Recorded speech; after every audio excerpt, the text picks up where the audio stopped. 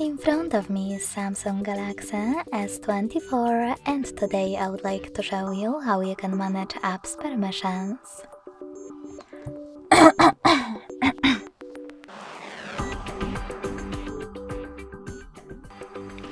Begin by opening Settings and scrolling down to access Security and Privacy.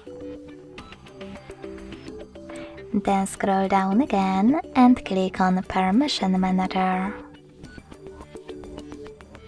Now you can click on one of your device's features that you wish to manage. Click on one of your apps and apply the best option for you by clicking on it.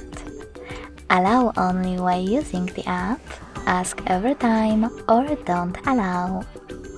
I want to set up the first one, so when I tap and go back, I can see that my app just gained access to this device's location if I'm using it. But you can always select any feature and look for an app that you wish to manage. Then click on it. Select See All Permissions at the bottom